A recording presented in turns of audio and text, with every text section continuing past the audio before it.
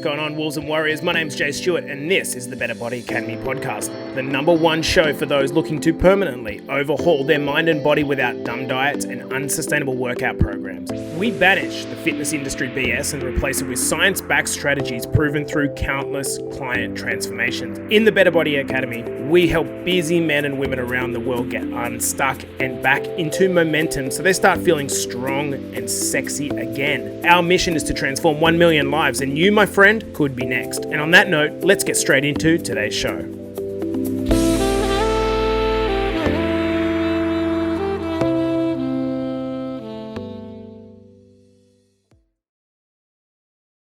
Welcome back to the Better Body Academy podcast, the podcast that you come to when you're sick of the dumb diets and unsustainable workout programs. And for the guys that are watching this live or listening on the replay, I'm just warning you, this is going to be a big confronting topic, but a great topic. And if you can create some leverage off the back of that, get you thinking a little bit different for the rest of your day, then that's a win. I also want to ask you, if you are getting value out of the podcast and you're tuning in frequently and you feel it deserves a 5-star review, I would love you to do it, guys. The way that you do it is you go to the Apple podcast dashboard, you scroll down, you click all episodes, and you scroll right down to the bottom, and you just leave a 5-star rating. You add a comment, however you feel about it, and it means the world to me. Actually, we are ranking at about 50 at the moment in Australian business and entrepreneurial podcasts. We've just been added to the US and Canada lists, and we're breaking in at about rank 30 in the Netherlands of all places. So that's pretty cool. So we're getting some traction here, both through Facebook Live and then also on the podcast app players.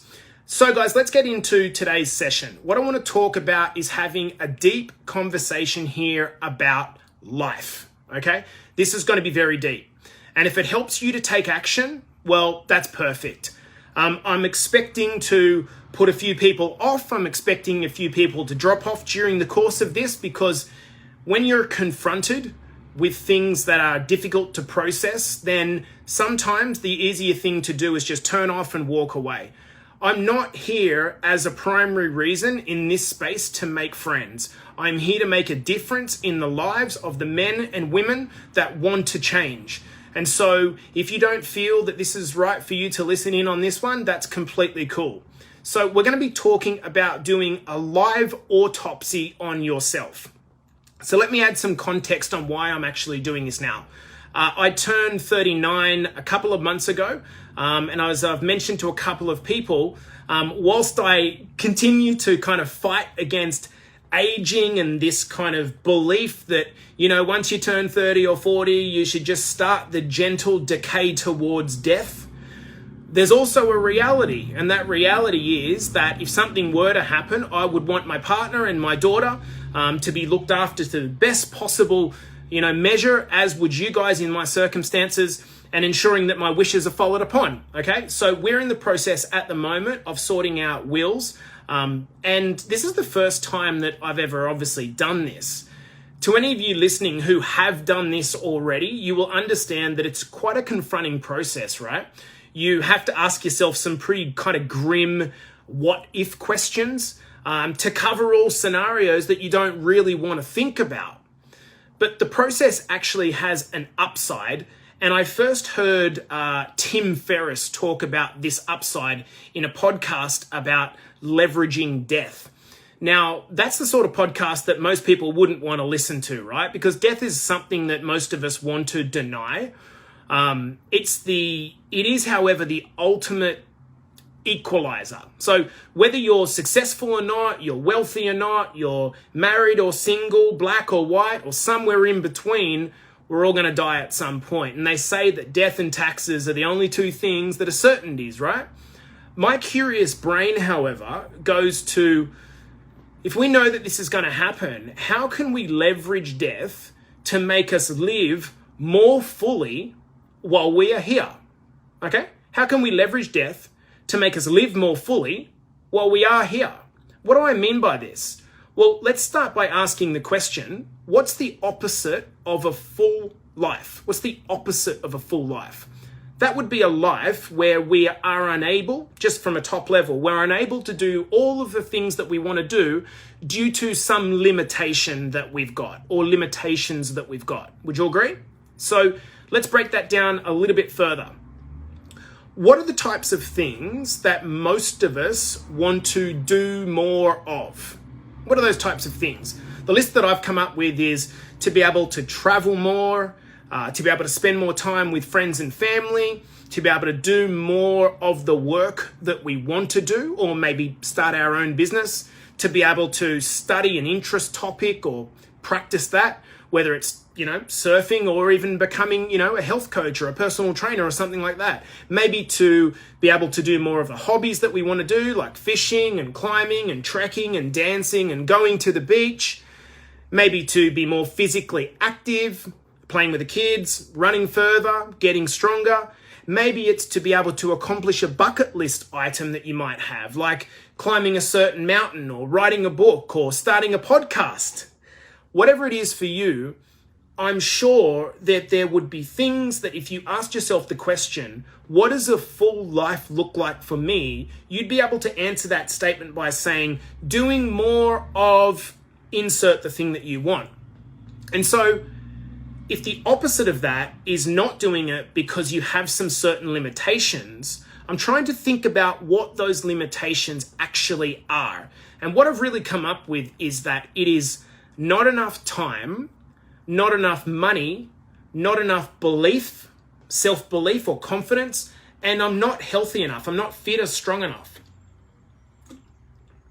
So often I kind of think to myself, we do a lot of hiking, my partner and I, with our little baby tucked in the front pouch. And quite often the hikes that we go on have a level of steepness about them. And I think to myself at the time, how many parents don't get to actually do stuff like this because of their lack of physical capacity, because they're stuck? The thing is, our experience shapes our worldview. The downside to not being able to do these things, like go on a hike or go to the beach or whatever it is that we deny our kids and ourselves of an experience that may positively impact upon our worldview and the quality of our experience while we're here. So if we have these limitations, then that's impacting upon our happiness. Why does that actually matter? Because overall happiness is impacted upon by the experiences that we have, right? So if we have full experiences, we get more happiness. More experience creates more awareness of possibilities. So the more experiences that you have, the more things you're open to, and therefore the more happiness you can get involved with. So this brought me to an interesting idea. Okay, and this is really the point of this episode, is what if we were to do a live autopsy on ourselves? A live autopsy on ourselves. So normally what happens is when an autopsy is done, when someone passes, the autopsy is done to determine the cause of death, right? But the truth is the only real benefit of doing that autopsy is to provide peace of mind to the loved ones left behind. It doesn't bring us back. So my question is, how can we overcome the limitations that we have when we're alive, rather than waiting until the end and having regret? What if we were to do a live autopsy while we're still alive? It's a strange thought, perhaps, but work with me, okay? First, what we do is we do a physical exam. Now, I want you to think of the eyes through your lens, okay? Not through myself, okay? So first, we do a physical exam. If they were to open you up, what would they see physically? What would they see? What condition would your heart be in? Would it be strong and pumping, or kind of weak and sort of fluttering a bit? What about your lungs and your liver and your kidneys? Are they kind of doing their job of, efficiently cleaning your blood, or are they kind of dirty and damaged? What about your blood vessels? Are they passing the blood around, or are they kind of getting clogged? What would the surgeon be thinking? Would the surgeon be thinking, wow, man, this guy or girl is doing well, or, oh fuck, she's got 10 years max. I told you guys there will be people that will drop off this podcast because it's a confronting thing to think about, okay? That's the physical exam. Let's talk about the emotional exam, because this is the far more important thing for me. If they could look inside your mind and check your thoughts, what would they observe? A guy or a girl that feels stuck or liberated? A man or a woman that feels kind of like agitated and frustrated, or a man or woman that feels somewhat fulfilled? Or would it be someone with like a bunch of resentment? Or would they find someone, when they opened you up, a man or woman that was full of love and gratitude? Would they see someone that is experiencing and growing, or someone that is stuck? Would they see a man or woman that keeps hoping for the weekdays to pass so they can reach the weekend and do what they actually want to do? Guys, I came across a couple of quotes when I was researching for this episode that captured the essence of my message. 2 quotes. Number 1, death is not the greatest loss in life. The greatest loss is what dies inside of us while we live. Death is not the greatest loss in life. The greatest loss in life is the loss which dies inside of us while we're living. And then the second one, it is said that your life flashes before your eyes just before you die. That is true. It's called life. We all look at death as a bad thing. But what if we used it to create leverage over ourselves now and to overcome our limitations? Or what if we used death to shine the light of awareness, and I'm always talking about awareness inside of the Academy, on the fact that sometimes our limitations are just excuses to protect us from doing hard things. So let's just take the idea of not having enough time. When you actually look at the facts of that statement, I don't have enough time, well, we all have exactly the same amount of time, factually. It's not as if I get 38 hours in the day and you get 7, right? And it's not as if someone far more successful than me gets 50 hours in a day.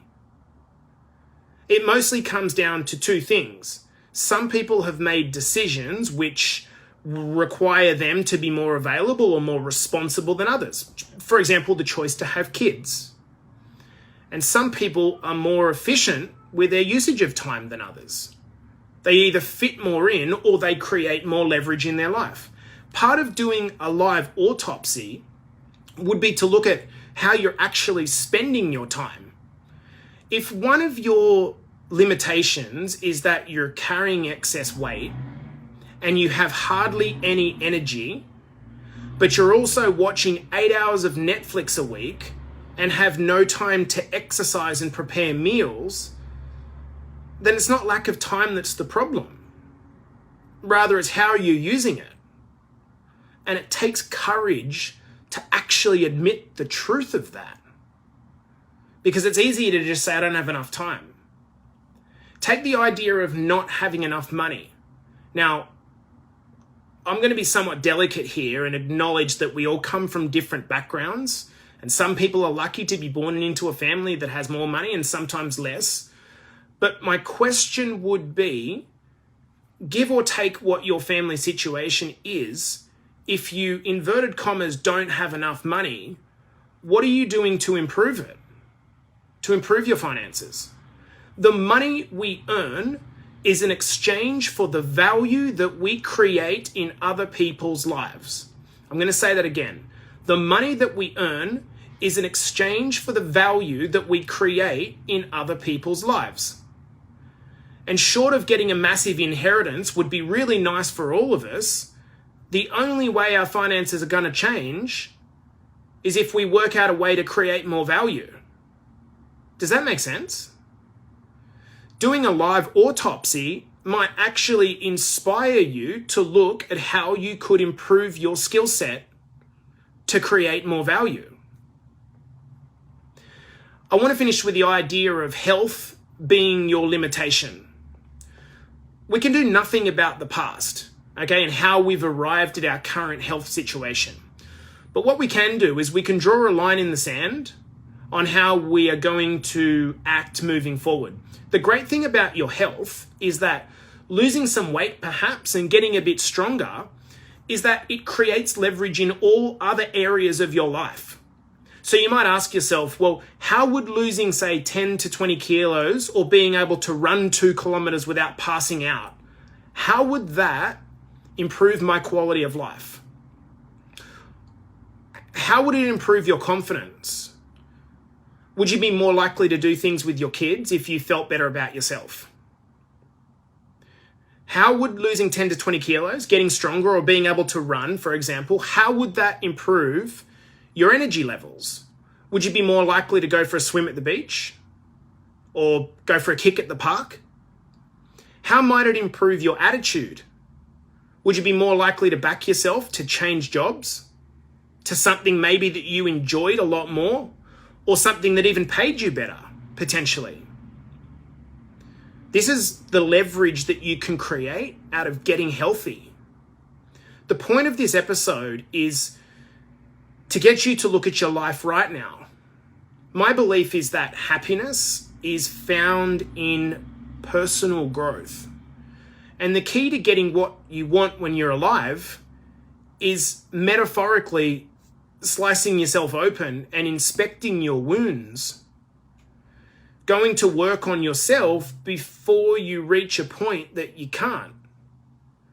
It's a process that I'm personally starting to embrace, and it's super confronting and scary in a way. Realizing your own mortality is doing something that is critical. Not becoming so occupied with things that we forget to actually live. Not letting your mind and body wither away while you chase a retirement that you might not see unless you change your trajectory. I'm going to say that again because that's really powerful for me. I don't know about you guys. Not letting your mind and body wither away while you chase a retirement that you might not see unless you change your trajectory. Guys, we created our academy and this podcast because I was so sick of the horse shit that I saw in the fitness industry. People giving diets and unsustainable plans, and what I realized is what people actually need is some basic tools or some templates and some good old-fashioned accountability and community. And when you get these two things, you can move yourself forward. You learn to undo your own lids rather than being reliant on other people. This is the problem with the fitness industry. If you keep doing the latest diet or the latest fad, you keep reliant on a plan that's not going to the fix of the core solution. I do this podcast to try to provoke and help you to think so that you can get unstuck. And although it may be a little bit triggering to listen to, it might just be enough to help you shift your mindset. And perhaps that might be enough if you feel stuck and you feel like you need help to start reaching out for some guidance and starting your own journey. So guys, I'm going to love you and leave you there. I want to thank you for coming through and listening to this podcast. Like I said at the start, it's a big one, it's a confronting one, it's a powerful one, but I think that's really at the core, isn't it? It's about learning to confront our fears rather than pretending the fears don't exist. And I'll deal with that next time. And then every time we pop our head up out of the sand, the fear still exists. If we can look the fear in the face and become somewhat comfortable with the fear of facing it and move towards it, all of a sudden, everything changes completely. And so my goal is to help bring you along on your journey, and then potentially you inspire the next man or woman in your family, and that inspires the next man or woman in the family, and all of a sudden, people become free en masse. Maybe I'm idealistic, but I believe in the cause. Guys, I'm going to love you and leave you there. Thank you so much. This has been the Better Body Academy podcast, the podcast that you come to when you're sick of the dumb diets, unsustainable workout programs, and want to have a confronting discussion about leveraging death. Thank you for tuning into this episode. I will see you in the next. Wolves and Warriors, thank you so much for tuning in. If this podcast is hitting the mark for you and giving you the confidence to start your own personal journey, I want you to hit me up on Facebook or head over to my Instagram at jstewart_BetterBodyAcademy and DM me with the words Better Body Academy. I want to give you the tools to permanently overhaul your mind and body without dumb diets and unsustainable workout programs. Our mission is to achieve 1 million lives transformed, and you, my friend, could be next. So hit me up on Facebook or head over to my Instagram at jstewart_BetterBodyAcademy and DM me with the words Better Body Academy, and we can have a chat about whether we can help you with your transformation goals.